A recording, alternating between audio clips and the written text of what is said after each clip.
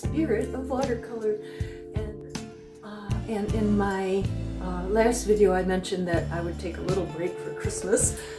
It's just overwhelming, isn't it? It's wonderful, but there's so much to do for the holidays and for our loved ones.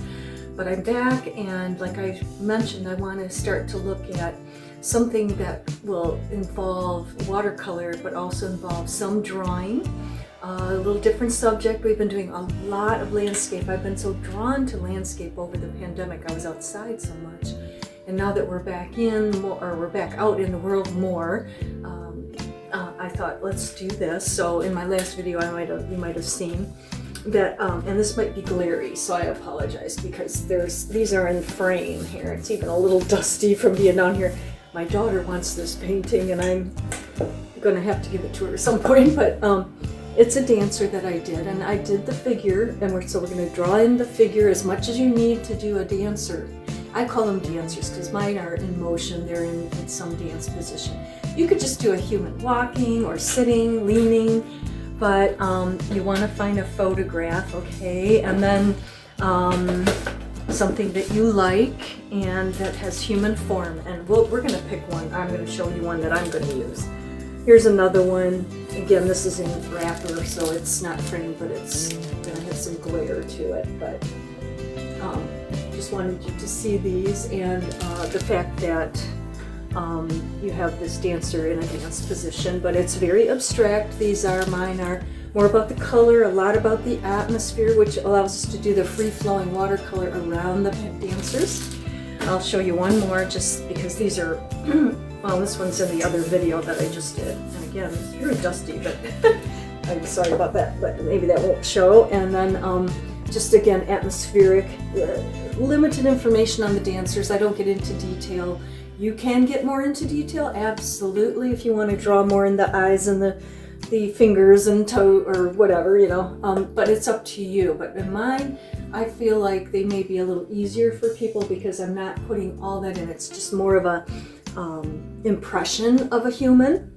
And then the atmosphere, the wet on wets, there's some salt in there, there's some, I want to say, what do you call those, like blooms up in here? There's watercolor flowing, so we're just letting the paints kind of lead us. So I'm going to do one where we'll do a quick draw together of a photo I have. And then we will embark on taking some paints. And I want to use those sedimentary paints that I was talking about last time, which are my Lunar Black and my Lunar Earth, which are a couple of my colors that are very granulating, very sediment. They have lots of little dots in them, if you want to know what that means and don't really know. And they create a lot of texture, a lot of grainy look, which is very fun in watercolor. Some paints have it. These have a lot in them. We'll bring in some of our other beautiful colors as well. Some of the basic colors you probably have in your palette. You might want to go through your paints and see something that's granulating or not. If you don't have these colors, you could use like, a burnt sienna, sepia, something like that, which actually sepia or some kind of brown that's got granulation in it. A lot of those do. And then you could use Payne's Gray, which is a common color instead of the Lunar Black. You could use Neutral Tint, which a lot of people seem to have as well. I think it's very much in Winsor Newton paint. So we'll do that. I'll put those supplies down in the comment area or down in the description. And you can choose from what you have, so you don't have to run around trying to buy stuff just to do a video. I don't know if that's right either. And again, you can use any colors you want. It's not like I say you have to do that, but you know, you might get inspired by some of the colors I use and find something in your palette similar if it isn't the same. So let's go to the table. Let's look at some of these, and let's look at the picture I have. And I will have to figure out, I think I'll need to get a way for you to get this picture and or drawing from me. I know people do that online, so I will research that a little and see if I can't get some way for you to get the photo to copy from. And then you could have the drawing, and then you could go from there, maybe trace it, and then paint from there. And that way it might be easier. So I will check into that. It might take a little longer to produce the video, but it's sometimes worth learning something new for me as well, right? So stay tuned. I'll see you at the table.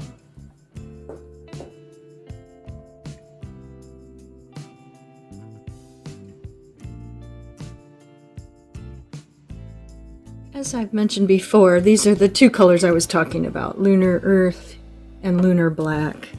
Oops, is that upside down? And yeah, they're very granulating. And then I take this pad, it's a little Strathmore pad, and I've just been playing around. So I thought you might like to see, get the light here, just some of the granulation here. I was just playing around with the paintbrush and, you know, popping the colors together and letting them run together. And you can see these really cool granulations that the paint will do. And you can see, you know, how when I let the water, use more water, the granulations just kind of spill and flow. And yet you can get some pretty strong color if you look at the strength of the Lunar Black and the Payne's Gray, you know, but it's almost like it just paints out in granules, these two. So they really add a lot of character, and you'll see in the paintings that I do, or the painting that we're going to do. So I just thought that would be fun to kind of just take a peek at.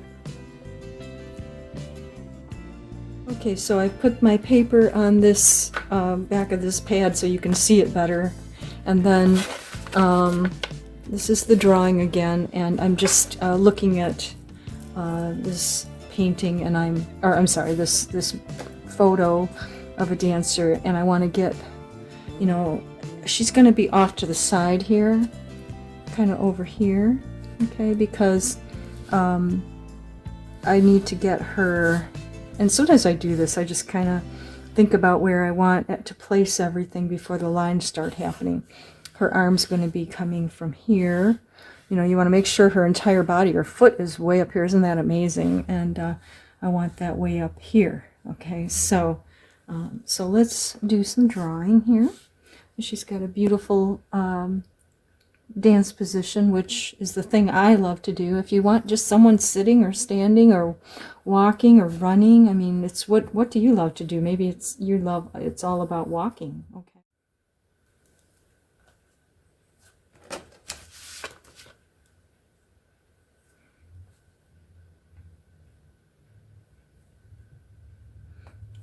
Contour drawing is basically just following, you know, and lining this up to,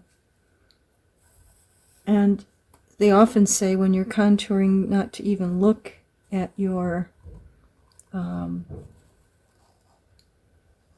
paper, but of course things won't come out quite right if you don't, but they'll come close, right? But and I used to do this in drawing class. And it's kind of fun. I think my lead just fell off, which is really weird. Switching pencils because that one just kind of broke. That was weird. And I'll kind of clean that up in a bit. But I'm not going to erase anything until I kind of get the basic drawing in here, which I am working on at the moment. She's got on this pair of tights, which I don't know that I want. So again, artistic license, you know, what do we want to put in this form here? And, you know, kind of find, you know, she has this nice, beautiful arm here. Oops, I'm too wide. And then a few fingers down here, which are actually covered up. So I'll have to create that on my own, right? Which is okay, just enough information again to suggest a hand, okay? And then she's got this lovely bend curvature to her body here, and so again, I'm not a draftsman of any means, but it's never really slowed me down. The love of painting pulls me in even more, and the more you draw, the better you get, and sometimes that comes and goes, but if you keep your skills up, which is a goal for me for 2023, we will hopefully have some really good good stuff happening. I guess I want to take this foot a little more like so. It's kind of coming down more to a point like this. Okay. And again, for me, I sometimes need to see lines that I don't want and then kind of put them where I do. I can tell by looking at it. It's just, everyone has their own way, to be honest, of drawing, which, let me see if this is in the painting. Okay, sorry about that. And then I bring it down, I'll bring my camera down, I guess, because I need to keep it pretty close to me to see. Yeah, and then of course we're gonna draw her up, and then I can decide if I want her hair to be loose or tied back. You know, her position, her hands, and those things are going to be where they are, okay? But I'm not going to want to have everything identical, because again, artistic license, if I do an exact picture copy of this, then it's not going to be, you know, it could be considered a copy, even if it's painted instead of drawn, and I don't even want to get that close to doing that. Okay, so let me just keep drawing, and we will bring this down a little more. I have to keep doing that so I can get in there better. Okay, because I'm a person who draws who doesn't have very good vision, but I'm okay with that. Okay. It's always harder on camera, so I may finish it up on my own and then come back and we'll paint it. But we will paint it all on the video. I kind of like her hair that way this time. The other drawings I've done, I've made it more loose. I just want to see what happens if I do that. It's not too bad so far, I think. I don't know. I'm never a good judge of what's good and what isn't. And you shouldn't be either too much of a judge when you're learning. Okay.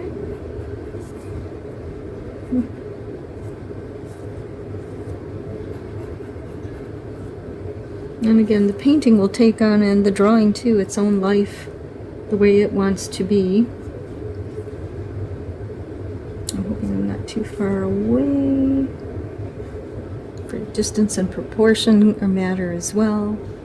And I would highly recommend going to a drawing video and drawing some people and so on, because that will be very helpful as well. I'm doing this from so far away that I have no idea how it's going to come out, but it's never slowed me down before. That's not too bad so far. Something about the foot's a little strange. And then she's got some kind of clothing that's just kind of falling. I'm not sure what I want to do with that, but it's kind of neat just the way it's just kind of falling. And usually my paintings, they take on a life of their own that's sort of inspired by whatever maybe the veils will become of the, it's like a very sheer fabric that's very transparent, and I kind of like that. And it's just kind of waving like so over here, and then kind of down, and then kind of like so, right? Like just kind of coming down to her feet, sort of like so, something like that. So I'm going to go from that, and then I'm going to detail it out, but I've got a basic drawing I need to put this hand in. So I will turn this off for a minute. So yeah, some of my proportions were pretty far off. Her head was really big, and I brought that back down, and then her foot was too far away, which was, and then this had to be lined up. You know, I just comparing proportionally, you know, okay, her head's here, you know, take your pencil, okay, her body should be here, right? You see? And so that's kind of how I do it, you know. You know, you can measure, you know, length. I think my length is pretty accurate here to here and here. She might be a little long here. So I might shorten her arm up just a little bit. And then this one here is going to match up to the foot up there. Those legs should be the same length or close. Okay, so we're getting there. Okay, I'll show you the finished picture in a moment. few finishing thoughts here, and there's a photo. You can photograph that picture I'm going to show you in a moment, but I did a little too much erasing, a little rusty on drawing, but getting there, getting it back. Remember, here she is there. And then, so what I want to mention is I found this eraser that I've forgotten. This gets a little too big to kind of get into the fine lines when, and I do erase, and if you are an eraser person, then this is like a pencil eraser. You can find these online as well. Let me see if there's a name of it here for us somewhere. I don't know which end is up on that, but I'll get that in the link below, the description below. These are so cool. Is that upside down, guys? I don't know. But you can sharpen them on both sides, and then you can get in the fine lines and erase. And this is enough information to go on for our dancer. Whoops, stay this way. And we will take this now and we will decide where we're going to paint around her and within her, and make a fun, abstract, atmospheric, you know, painting with lots of drip and salt and fun things. Okay, here we go.